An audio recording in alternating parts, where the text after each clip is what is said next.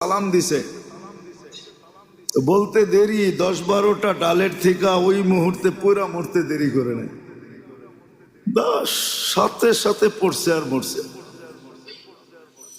তো 10টাকে নাইরা চেরা উঠা মনটা ভাঙা গেছে যে ওর সালামে এমন কি বিষ ছিল মিলানো যে বলতে দেরি মরতে দেরি হলো না। এক একটা কত দামি।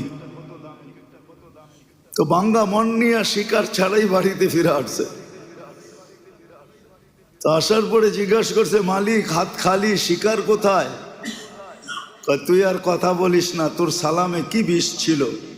বলে কেন? তোর বন্ধুদেরকে সালাম দিতে দেরি, ওরা মরতে দেরি করে নাই। বাস এটা বলতে দেরি, নিজেরটাও মরতে দেরি করে নাই, ওটাও মরে গেছে।